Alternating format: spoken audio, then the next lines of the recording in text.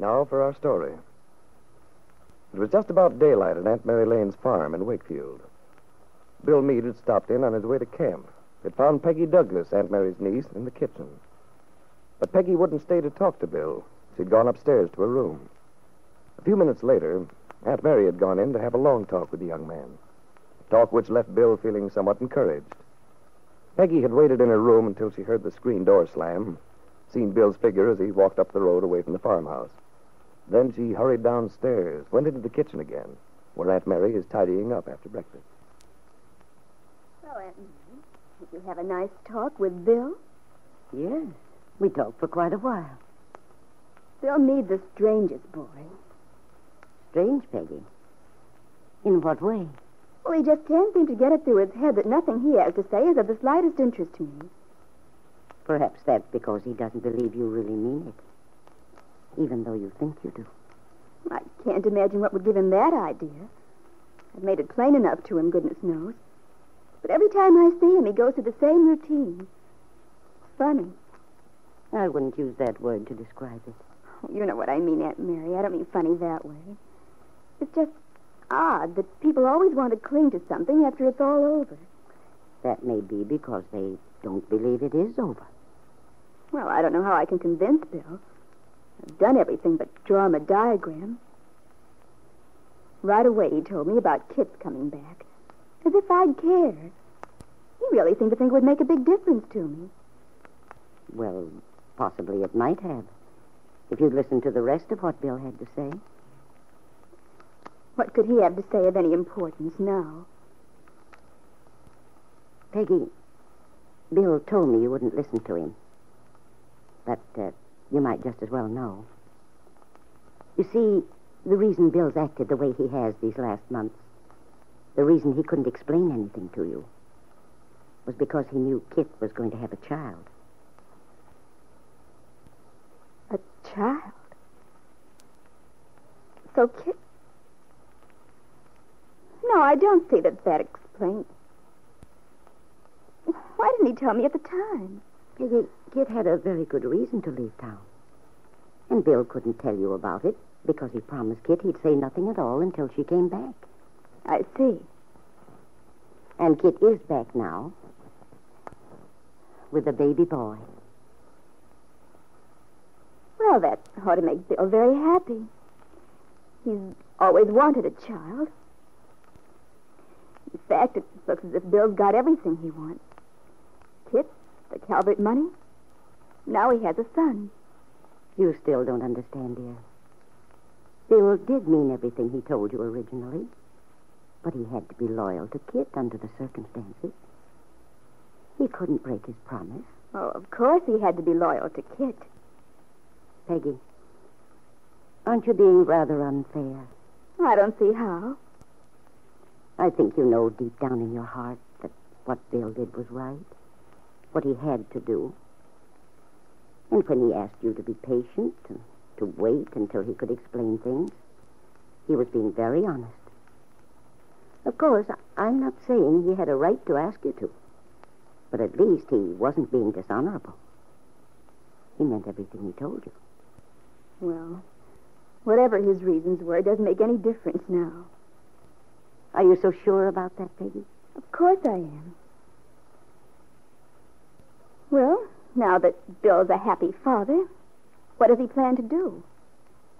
I suppose the baby looks like Kit. Bill didn't say about that. But he did tell me what his plans are.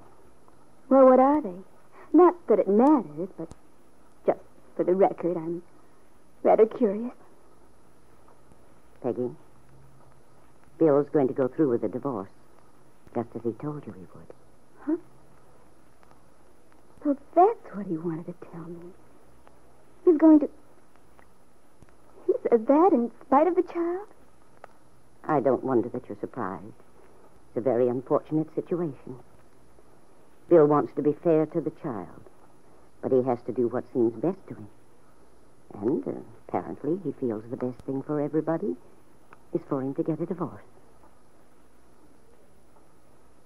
Well, all I can say is he certainly made a mess of things. Yes. Bill has made mistakes. But then, Peggy, we all do, sometimes. Aunt Mary, we never seem to agree on this subject. For some reason, you go on accepting everything Bill Meade says as gospel truth. As for me, I'll believe Bill's getting a divorce when I see the final papers. I wish you didn't sound so bitter, dear. It's not like you. Well, I can't help it, Aunt Mary. You don't know how sick and tired I am of this whole thing. I'm tired of being shaken up, tormented every time Bill Meade changes his mind. I just want to be let alone. Why doesn't he stay away from here anyway? Why does he keep coming around trying to get your sympathy? Let him stick to the Calverts. They're his kind of people. You don't really mean that. Oh, yes, I do. I mean every word of it. Wait, dear. I know how deeply you've been hurt. I don't blame you for being angry and sensitive about this whole situation. But I wish I could tell you how sure I am you're making a mistake to allow this bitterness to take possession of you. But, Aunt Mary, you can hardly expect me to be all sweetness and light after the way Bill's acted. You don't forget things like that so easily. Not easily, perhaps. Yet I'm sure you'd be a lot happier if you could. There's a saying, you know, that only the brave know how to forgive. I think there's a great deal of truth in it. It takes a lot of courage to admit you've been wrong about someone. Well, maybe you're right, Aunt Mary. But at this point, I just don't want to think about Bill at all. Nicholas and I have our plans. We get along. We're honest with each other. And Nick's life isn't all cluttered up. It's simple and straightforward. That's what I want. I don't want this messy, mixed-up sort of life that Bill Meade has.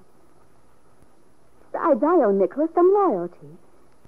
He's always been fair to me, considerate and thoughtful. He's never given me a moment's unhappiness. And I appreciate it. After all, he's concerned in this thing, too. Yes. Nicholas is much too fine a boy to be hurt. That's another reason. Well, then what's the matter, Aunt Mary? Peggy, I'm not trying to change your mind about your plans for the future. That would be very foolish, dangerous even. No person has the right to.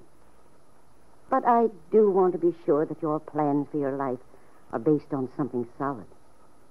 Something which won't slip away from you.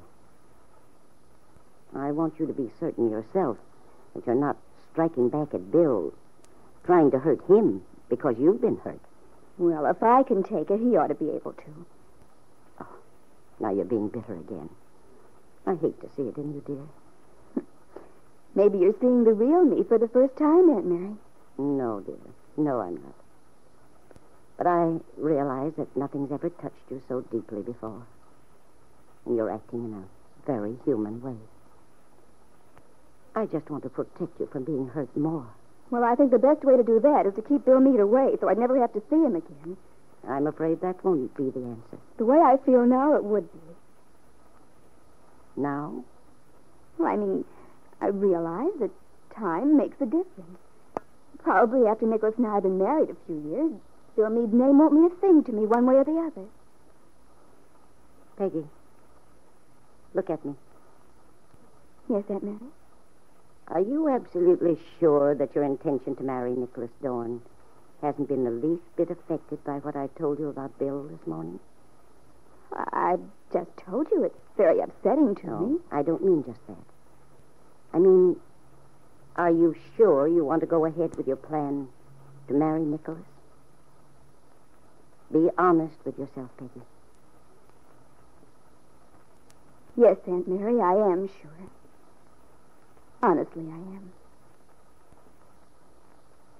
Aunt Mary looked deep into her young niece's eyes. But though Peggy returned her look with affection, Aunt Mary sensed a determination which she'd never seen before. Why is it, Peggy, that you're so unyielding in your attitude toward Bill Meade? Has the news that Bill is the father of a baby son driven you even farther away from him? Made you all the more certain that you'll marry Nicholas Dorn? How would you feel if you knew the truth? That the child is not Bill's son, even though he believes it is?